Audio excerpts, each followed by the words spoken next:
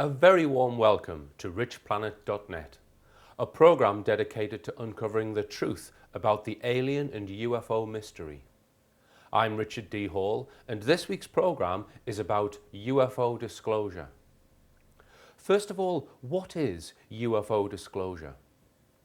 It's a commonly held belief that our governments, in particular the American government, hold secrets about extraterrestrials and unidentified flying objects. Many people believe that these secrets have been kept by successive government administrations for at least 60 years. There is massive speculation about the detail and extent of these secrets. UFO disclosure would be the uncovering or announcement to the public about some or all of these secrets. Those who follow the UFO phenomena, and in particular the politics behind the subject, increasingly believe that the human race are being prepared for disclosure. In this program, I will examine previous attempts to get our governments to disclose the secrets. I will also examine whether there has been attempts by presidents to disclose the secrets. And what about the future? When and how will governments tell the people? Probably the most significant attempt in history to get the US government to reveal its secrets took place on May the 9th, 2001. To explain this event, I need to go back in time to 1993, when Dr. Stephen Greer was a medical doctor and he started an organization called the Disclosure Project. Between that time and 2001, Dr. Greer signed up over 450 military and intelligence personnel who were prepared to give statements about their involvement with UFOs and extraterrestrials. Dr. Greer gave up his job to pursue the Disclosure Project full time, and in 2001 they held a historic press conference in Washington, D.C. at the National Press Club. At this conference, 21 witnesses spoke at length about their experiences of ETs and ET technology. The world's media attended the event and recorded the detailed witness testimony. The day was just 4 months before 9/11, and the world was poised to have the greatest secret ever kept blown into smithereens.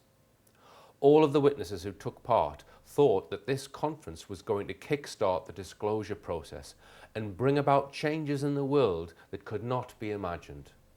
They all thought that they were going to be on the front pages of every national newspaper in the world. However, what actually happened was very disappointing. The world's media let the world down on a grand scale. And here in the UK, I cannot remember it being reported anywhere, and I've never heard anyone speak of the event. Was the world's media asleep on that day? Or did they have their mouths firmly zipped by the US government? Some people think that the event actually had the opposite effect of its intended goal, that the US government had perhaps been making subtle moves towards disclosure, but was so intimidated by the demands of the Disclosure Project, it decided to lock the UFO vault and wait for a better opportunity. Once disclosure does occur, everyone will look back on this day with total disbelief that governments were not stirred into action. In this program, I'm going to show some clips from the 2001 disclosure witnesses. Firstly, introducing Dr. Stephen Greer himself, the founder of the project. We are here today to disclose the truth about a subject that has been ridiculed and questioned, denied for at least 50 years. The men and women who are on this stage and the some 350 additional military intelligence witnesses to the so-called UFO matter and extraterrestrial intelligence can prove and will prove that we are not alone. I've selected a few of the witnesses that spoke on that day, starting with Michael Smith.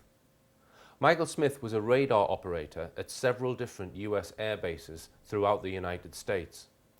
In this first clip, he talks about what you do when you see a UFO.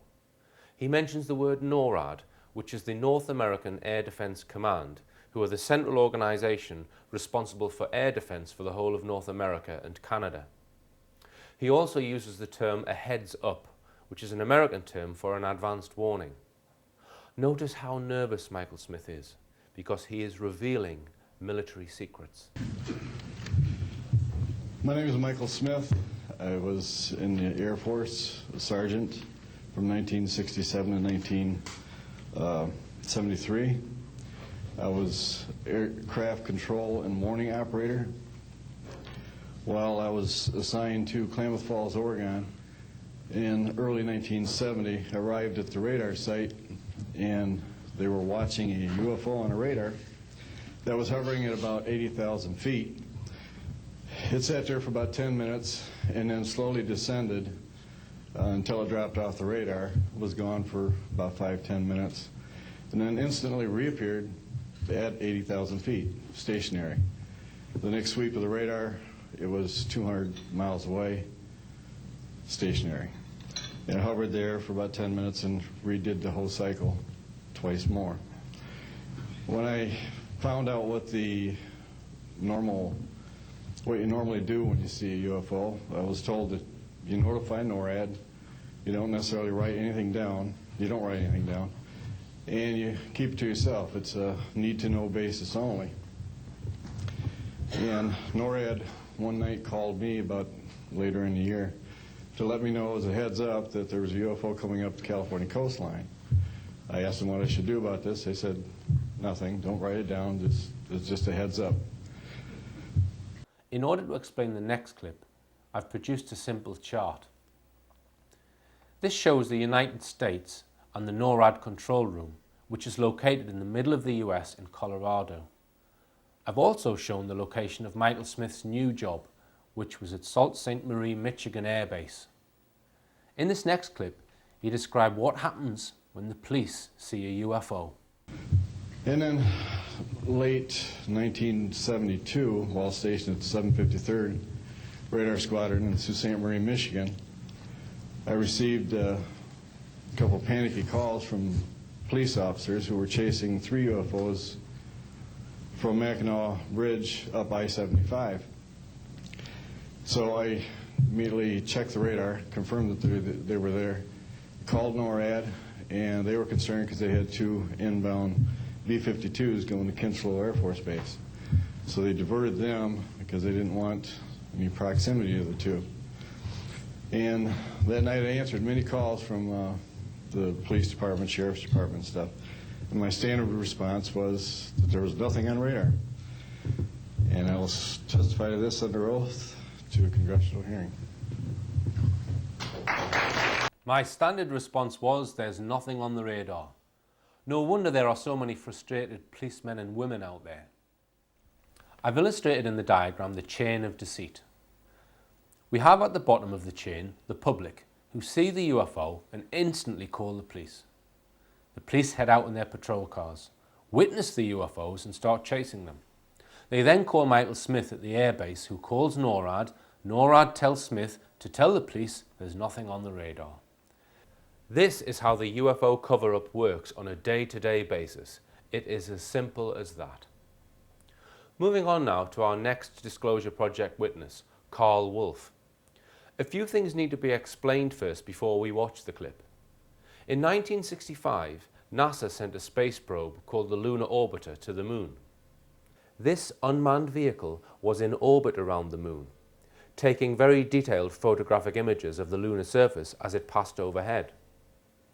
One thing to point out about the Moon is, from the Earth we only ever see one side of it. This is because of the way the Moon rotates around the Earth, always presenting the same face towards the Earth. So there is an entire side of the Moon that we never actually see.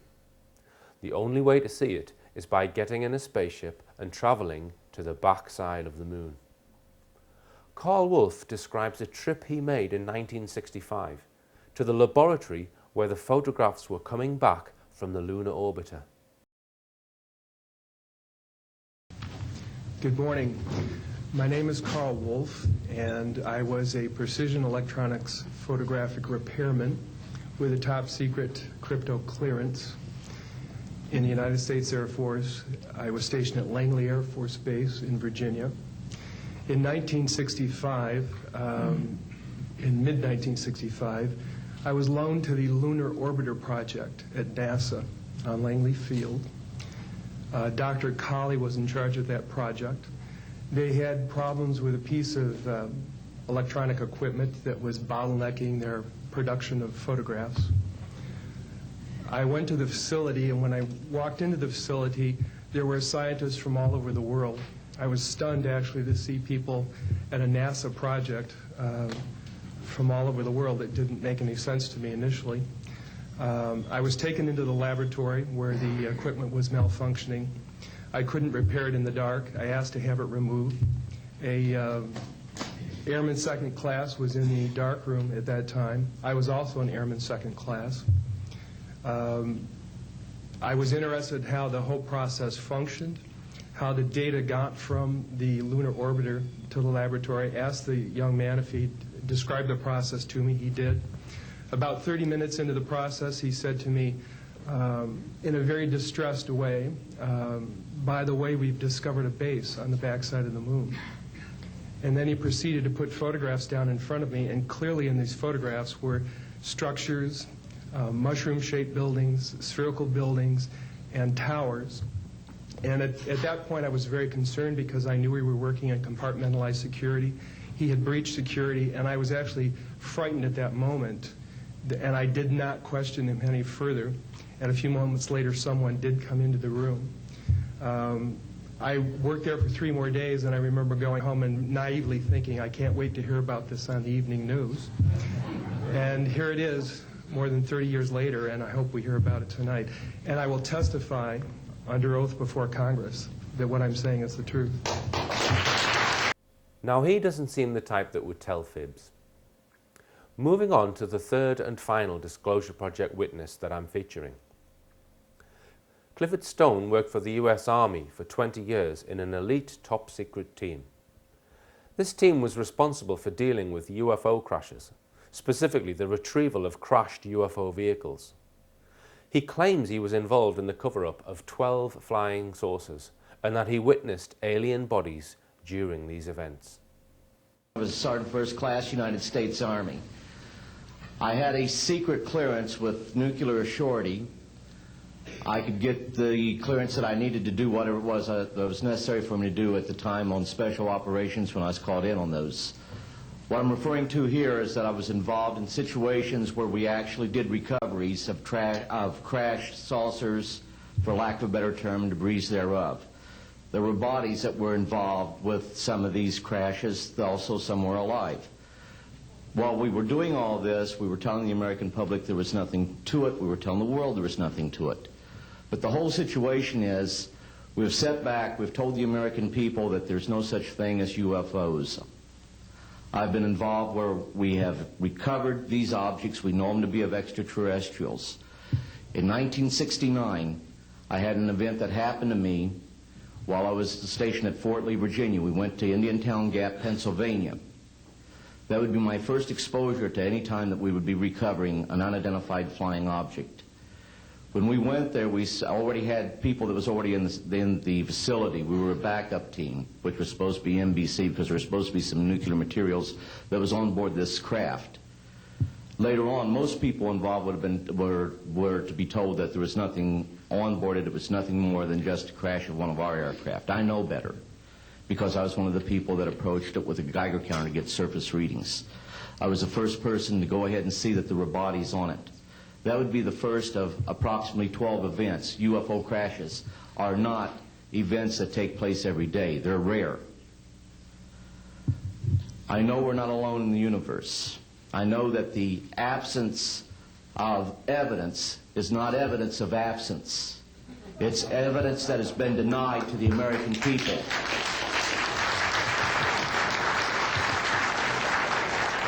I stand before you today in my almighty God, and I tell you this. If Congress calls me in and says, will you testify in detail what you know, I stand here today prepared and ready to do just that. Governments must never lie to the people for no reason. Thank you. As I mentioned earlier, the Disclosure Project press conference did not really achieve its goal. 4 months after this event, 9/11 happened, and the world's attention was sidetracked.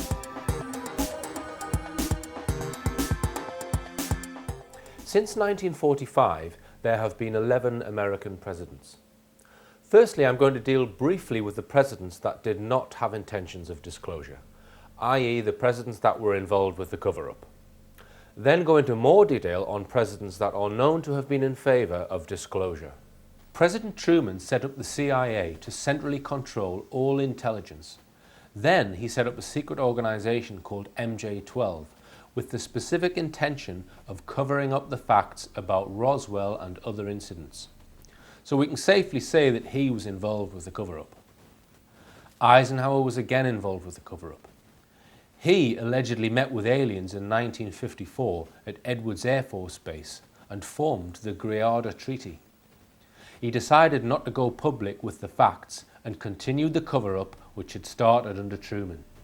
Lyndon Johnson, president in the 60s, was informed of the civilization which is believed to exist on the far side of the moon. Although he is known to have had interest in the phenomena, he showed no inclination towards disclosing anything. President Nixon is alleged to have escorted Jackie Gleason to view alien bodies at Homestead Air Base in Florida. He is also known to have had a large collection of UFO books, but at no point is there any evidence of him pursuing disclosure to the public. Ronald Reagan again was involved with the cover-up, and on the odd occasion was known to slip up and say things he shouldn't have, which revealed his knowledge of the subject.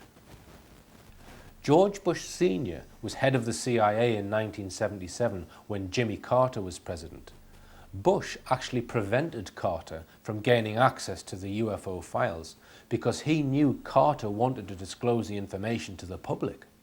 So we can safely say that Bush was involved in the cover-up, and we can presumably conclude that George W. Bush was also involved in the cover-up.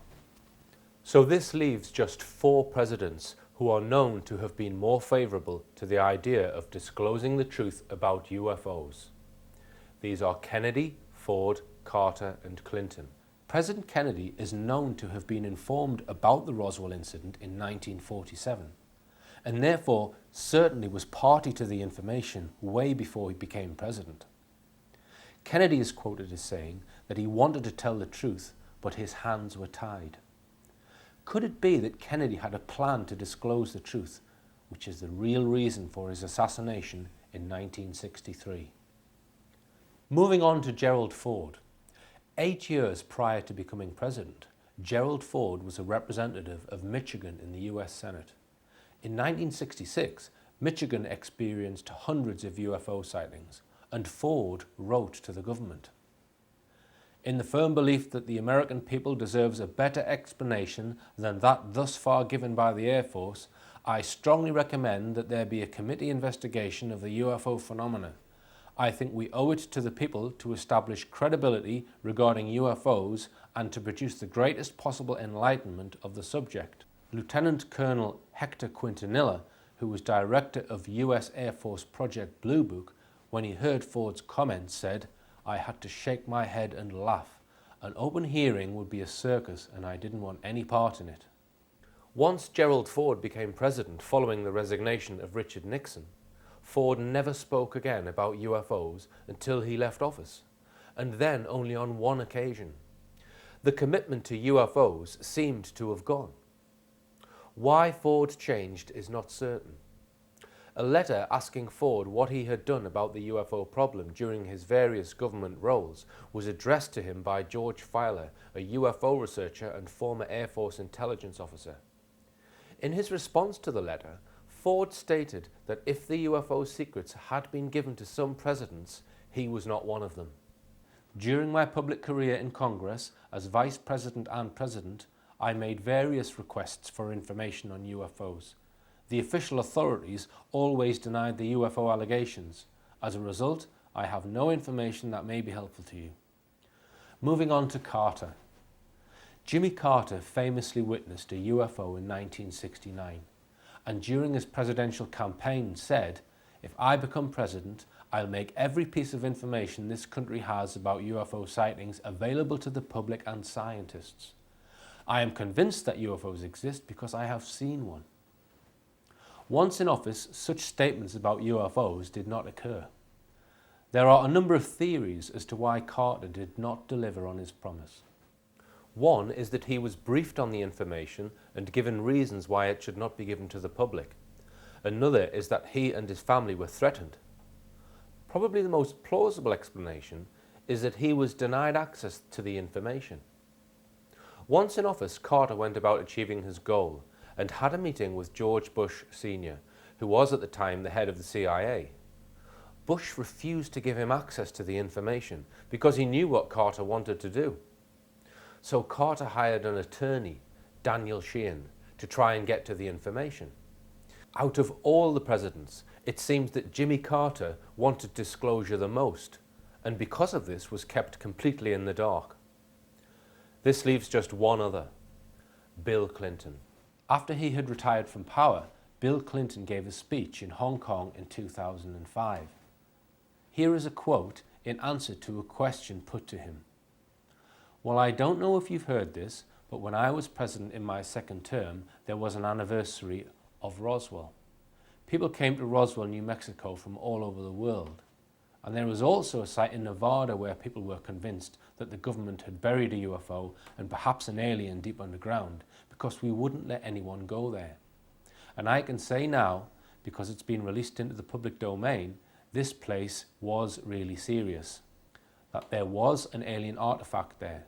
So I actually sent someone there to figure it out. I did attempt to find out if there were any secret government documents that revealed things. If there were, they were concealed from me too. And if there were, well, I wouldn't be the first American president that underlings have lied to or that career bureaucrats have waited out." In summary then, presidents have either been kept in the dark or have been in favour of the cover-up. So what about the future? Are there signs that we are being prepared for disclosure? The British government are releasing their classified UFO files to the public over a period of years. I don't believe for 1 minute that these files contain all of the information. However, the releasing of the files makes people aware of the issue, and the fact that it is being done gradually makes me think that this is part of a campaign to prepare the public for disclosure. I asked the government when the next release of the documents would be, but they wouldn't say. There is no exact timetable. They are being released over the coming years. Could it be that at the end of this process is a plan for disclosure? I believe that other organisations have been preparing for disclosure. Here is a recent quote from the Vatican. "Aliens could be out there, and believing that the universe may contain extraterrestrial life does not contradict faith in God. How can we rule out that life may have developed elsewhere? Just as there is a multitude of creatures on earth, there could be other beings, even intelligent ones, created by God. This does not contradict our faith, because we cannot put limits on God's creative freedom. Just as we consider earthly creatures as brother and sister, why should we not talk about an extraterrestrial brother? It would still be part of creation." So there we have it. The Catholic Church is preparing itself for disclosure.